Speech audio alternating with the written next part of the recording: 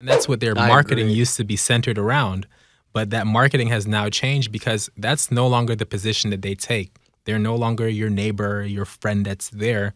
Now their marketing, if you notice, is things will happen. Yeah. That's it. Yeah. It's not, we'll be there when things happen and we'll do the right thing when things happen. It's just things will happen. So you'll need to have us. And it's not that heart-centered approach anymore. They have taken this approach of it is part of their business model for many of these companies to deny claims or underpay claims because it allows them to keep more money for their bottom line.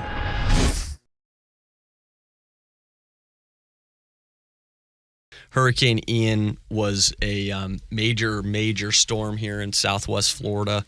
So if we could, let's talk about, now that Hurricane Ian has happened, what do Florida homeowners need to do? What do they need to do to file their claims and protect their families? For one, they need to reach out to the insurance company sooner rather than later. One of the number one reasons that insurance companies deny claims are for late reporting. They'll take the position that they've been prejudiced and that they haven't been able to see the damage firsthand for themselves, and after the fact, they're not able to make an accurate assessment of what the cause of loss was or what the damages are to the property. So when we see the eye of the hurricane traveling over Southwest Florida, hitting Sanibel and Cape Coral and Fort Myers Beach, walk me through the timeline of, okay, so the home that is gone, let's start with that family.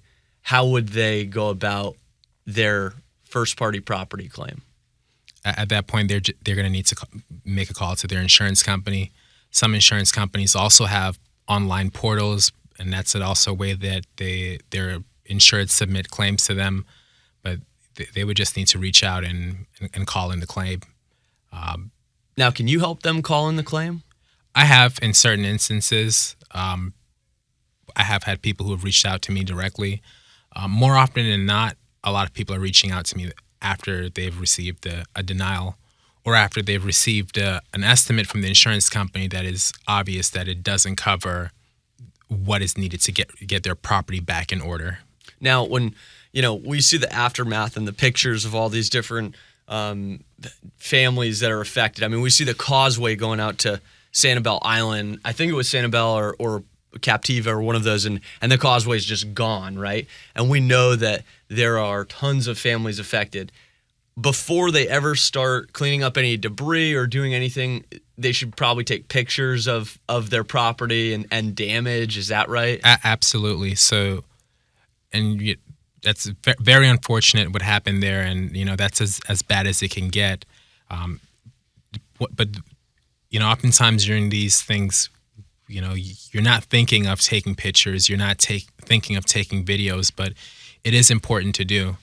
Also, as part of your insurance policy, there are what are called your duties after loss or your post-loss obligations, and those include timely reporting, and then another important one is mitigating your damages, which simply means to stop the bleeding. So if you have let's say it's a opening in your roof, it's your responsibility as a homeowner to get a company out there to tarp your roof to stop the damage from worsening. Also, if you have water that's inside of your home, it's also your responsibility to try to get a water mitigation company out there to start drying it out before it gets worse.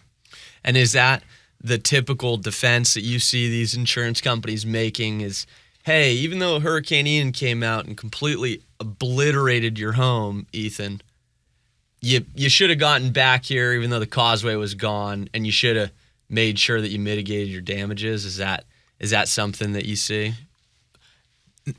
Somewhat. What we're going to see a lot more with Hurricane Ian, more so than denials, what we're going to see is underpayments. That's going to be the big thing. And describe that. And we talk about this. I say it to people that call me. I say it to my clients. I mean, we get into active litigation in different cases, and you always see different things, right? They send the premium check back, or they do different things to try to bait the consumer into essentially forfeiting a claim. when you say underpayment, let's talk about that. Walk me through, what does an underpayment look like in a property insurance case? So when a property owner calls in their insurance claim and the insurance company sends out their adjuster who's working on the behalf of the insurance company and really representing and protecting the insurance company's interest, they write up a scope of work, their assessment of the damages. And this is why it's important for a homeowner to have professional representation or assistance on their side, whether that's an attorney, public adjuster, or at the very least hiring a contractor to help them come up with their own assessment of the damages. Because what will happen is the insurance company's adjuster will write up a scope of work and it's like, yeah, you know what? It's $30,000 worth of damages here. And as a homeowner, you know, you're a lay person, you're not a contractor, you're not a public adjuster. This is not something that you deal with every day. You look at the check for $30,000 and you think to yourself, well, sure, if they say that's what it'll take to get my home back in order, that's what it'll take. Then you find out down the road that it's not. And that's where the underpayments come into play, where the insurance company is telling you, here's $30,000 to get your property back in order, when in all actuality, you need $90,000 or even more than that. And the insurance companies, how they take advantage of not only their homeowners, but you know, in the life insurance cases that I work with, how we see it is they'll come up with some exclusion that's non-existent. Oh, you forgot to do this, or we can't pay because of that, right?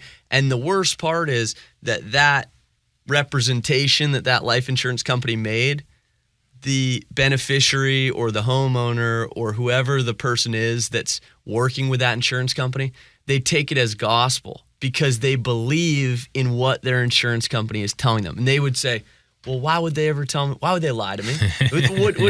Why would an insurance company lie to me, right? And do you also see that? I mean, people, when I hear my clients, people trust their insurance company to do the right thing. And it makes sense, right? You pay premiums every single month and you never file a claim for years. Right. Years and years and years and years and years. And then all of a sudden, something bad happens, and what do?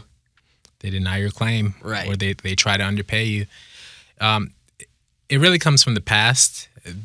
The way the insurance companies do business and even their marketing has changed. Once upon a time, there was a little bit more leeway to rely upon and trust in your insurance company. And that's what their marketing used to be centered around. But that marketing has now changed because that's no longer the position that they take. They're no longer your neighbor, your friend that's there. Now their marketing, if you notice, is things will happen. Yeah. That's it. Yeah. It's not, we'll be there when things happen and we'll do the right thing when things happen. It's just, things will happen, so you'll need to have us. And it's not that heart-centered approach anymore. They have taken this approach of, it is part of their business model for many of these companies to deny claims or underpay claims because it allows them to keep more money for their bottom line. And how do you determine, or what goes into the evaluation of what a Hurricane Ian property claim is worth, or the value of that? So we started getting into that a little bit, but before we hit the break, I want to make sure that we tell the listener about it so that they understand the value of filing one of these claims. So the value is going to come down to what is necessary to repair your property and to replace your belongings. The property side of it is a little more clear-cut in that you could simply have a contractor come up with a scope of work of what it's going to take to get the property back to its pre-loss condition. As for your personal property, that gets a little tricky because it can depend upon the coverages that you have. A lot of times I think that people underestimate how much their personal property is worth. And at the end of the day, you're going to be capped at whatever the maximum is on that coverage. A lot of times we don't realize how much we spend accumulating all of the things that we have over time. And I think a lot of times people are better insured on the property front than they are for their personal items. Right. Consumerism in America with Amazon has never been easier. Right. I think I ordered something last night. You just literally swipe. You can't see that on the radio, folks, but it's just my finger going left to right across my iPhone. So what types of clients need to file claims? Or I guess what types, I mean, if you're a person, because I think everybody, this has this stigma and I see it in injury cases, they don't want to be the guy that files a lawsuit. They don't want to be the person that files a claim against their insurance. Why? Maybe they don't think of themselves that way, or they think that, everybody that does that is an ambulance chaser, or that maybe their insurance premiums are going to go up, so it'd just be cheaper to stay quiet. Why is that bad? And who needs to look at their property insurance and figure out if they need to file a claim? Anyone who has experienced any sort of damage, and there's also a thing of hidden or unnoticed damage as well. At the end of the day, the average person does not go inspecting their roof, nor would they know what to look at. So that's something that they need to have a professional come out and take a look at, because what happens is down the line, another storm happens, or there's a hailstorm, and that damage that you didn't take care of from this current hurricane will then be used against you for the insurance company then saying at the time of there being another event in the future, well, this is previous damage that was never taken care of, and you had no idea that it was even there. So as far as also why you need to submit the claim, because for one thing, it's part of your obligations under your insurance contract to make your insurance company aware of any damage that happens to your property. Really, you're doing a disservice to yourself by not submitting a claim or not bringing it to their attention if there's some sort of damage to your property. For one thing, you've paid for this coverage. This is the purpose of having it. Agree 100%. I mean, why would you need to have insurance or be paying for insurance if you didn't need it? And